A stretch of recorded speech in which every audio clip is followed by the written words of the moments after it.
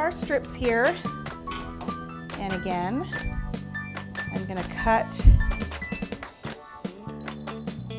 strips of that. You know what? That one didn't turn out, it got really thin, so I'm just going to keep cutting that one and cut another one. All right. There we go. This one's better. Moving a little bit slower always helps a little bit. And I'm going to cut 2 of these because I want to have them going up from the bottom in kind of a V shape. So let me show you what I'm going to do here. I'm going to take from here, I want it to go from there down to a V. So I'm going to have to turn this to me so I can look at it, but I'm going to pick the center of my ruffle and make a little mark down here. So let me turn it this way and see it. So I've made, you can see from the center of my ruffle, I've made a little mark down here. And then I want it to go right to where the ruffle kind of hits. So I'm going to put a little mark there, and then I want to make sure it's the same on the other side. So I'm going to look at it here and I'm going to eyeball it and I'm going to put a mark there.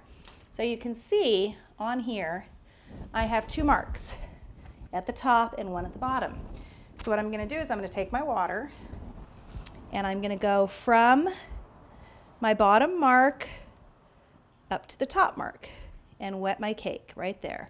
And the other option is you can pick up your strip and wet the back of the strip.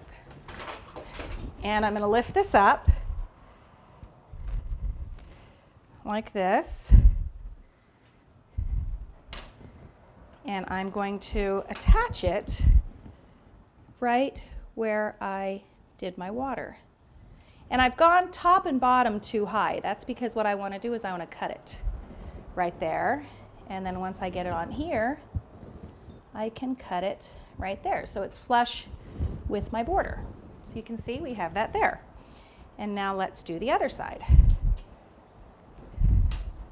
So this one, I'm going to go ahead and show you that you can wet the back of it instead of wetting the cake. And I'm going to take it again right from the center, which is where I had it, and bring it up to my mark. And if it's not straight, you can fix that. So I'm going to measure it and cut it. But see how it's kind of not straight at all?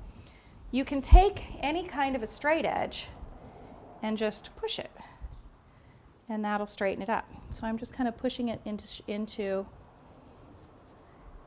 straightening it up like that. And now you see we have, I'm going to fix this little piece right here. We have our nice little V. And we're going to do that all the way around on every section. So I'll do that and then I'll be back. All right, so we've got our V shapes in here. So now we're going to add a little detail to our bottom tier, our bottom border, sorry. And so what I've got is I've got my purple fondant and I'm going to roll it out pretty thin. And I've got a little plunger cutter. So I'm going to go ahead and cut it. This is a little heart, and you can see the heart is in there. So what I'm going to do is I'm going to take a little bit of water, put it on the back of that, and then I can place it exactly where I want it. And so I'm going to place that right here. I'm going to plunge it out and attach it. And that is right on my little V of my border. So I'm going to do the same on the other one. Take it. And I'm placing it right, I'm going to do this so you guys can see it, right here, and pushing it out and attaching it. That kind of hides that little place where you've attached them, where they meet, and makes it look a little bit neater. Put one here, like that.